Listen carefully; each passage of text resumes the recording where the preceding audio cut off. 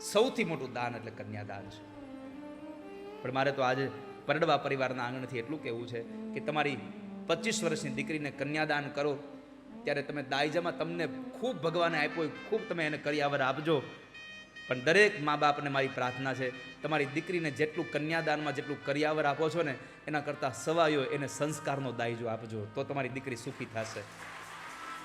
સંસ્કાર વગરનું કરિયાવર ગમે તેટલું હશે, તમારી દીકરી સુખી નહીં થાય. સમજણ આપજો એને કે પરિવારમાં કેમ રહેવું જોઈએ. પણ અત્યારે કરુણા એ છે, દીકરી ભણે 12 ગામ, એનું ભણવાનું 6 મહિનાનું બાકી હોય ત્યાં એના હાટું મૃત્યુ ગોતવા માંડે. મૃત્યુ ગોતી લે, હજી ભણવાનું પૂરું થાય ત્યાં એની હગાઈ થઈ જાય. ભણીને આવે 5 મહિનામાં એના લગ્ન થઈ જાય. તો એ ઘરમાં રહીને મા પાસે ક્યારે શીખશે કે મારે મારા પરિવારમાં મારી સાસુ સાથે કેમ રહેવું જોઈએ, મારા પરિવારમાં મારી નણંદ સાથે કેમ રહેવું જોઈએ. મારી પ્રાર્થના છે સંસારના સમાજના દરેક મા બાપને, દરેક વડીલોને કે તમારી દીકરીને ખૂબ ભણાવો ગણાવો, પણ ભણાવ્યા પછી 1 વર્ષ તમારા ઘરમાં એને તમારી હારે રાખી પરિવારની બધી જ ભાવનાઓ એને શીખડાવી અને 1 વર્ષ પછી એને કન્યાદાન કરીને તમે વિદાય કરજો. સીધી એને વિદાય ન કરી દેશો ક્યારેય. આ દુનિયામાં ખાલી ભણતર કામનું નથી, ગણતર બહુ જરૂરી છે. બુકમાં તો લખ્યું જોઈએ રોટલો આમ બનાવાય, પણ રોટલો બનાવટાણે પછી એને લોટ કૂણવવાની વાત છે ને એ પછી ખબર ન હોય, એ પ્રેક્ટિકલ છે. અત્યારે પ્રાય યુવાન દીકરીઓને ઘડીને રોટલો નથી આવડતો હોય, થાબડીઓ બનાવે પાટલી માથે. અહીંયા જેટલી 30 વર્ષથી નાની દીકરીઓ બેઠી છે યુવાન બહેનો, એમાંથી કેટલી દીકરીઓને ઘડીને રોટલો આવડે? હાથું છોકરો લ્યો, જોઈ લો.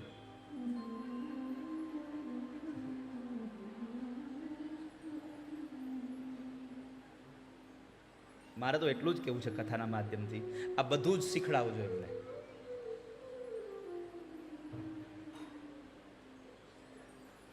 એટલે જ તો છેલ્લે દીકરી જ્યારે વિદાય થાય ત્યારે નથી બેનો ગાતા, ઉભાર્યો તો માંગુ મારા દાદા પાસે શીખ રે, ઉભાર્યો તો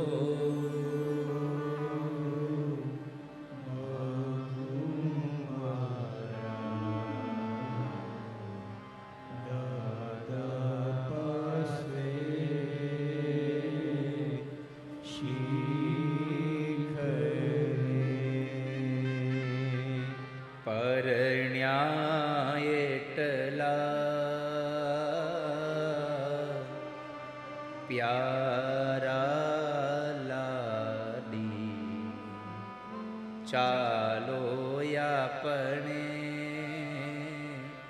ઘેર રે.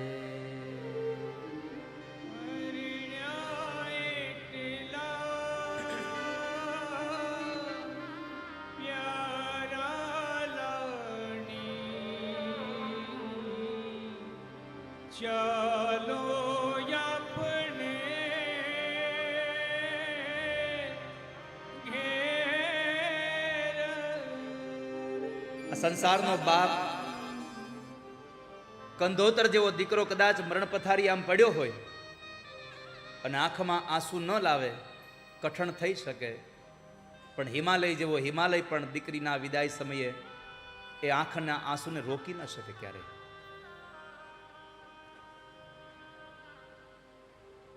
દેવહૂતિના એ લગ્ન સમયે મનુ મહારાજ રડ્યા છે. માં શત્રુપા રાણીએ સંસ્કારનો દાયજો આપ્યો છે. દીકરા,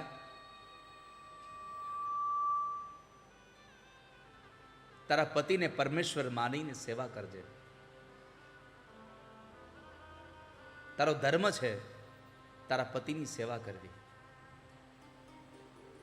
દીકરીને સંસ્કાર આપી મનુ મહારાજને શત્રુપા રાણી નીકળે છે. દેવહૂતિએ પણ પોતાના મા બાપના સંસ્કારને લઈ પોતાના પતિની એટલી સેવા કરી.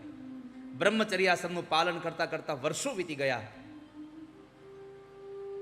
અને એમાં એક વખતના સમયે કરદમ ઋષિ યજ્ઞ કરતા હતા.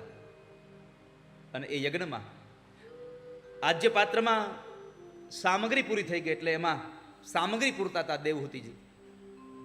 હાથનો સ્પર્શ થયો, આંખ ખુલી, મનુપુત્રીને જોયા, શરીરને સાવ સૂકવી નાખ્યું છે સેવામાં.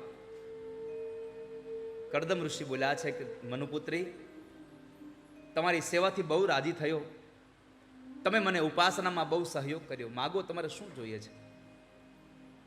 દેવહૂતિએ કહ્યું, ભગવાન, તમે માગવાનું કહેતા હો તો મને પ્રજોત્પત્તિની ઈચ્છા, મને સંતાનની ઈચ્છા છે.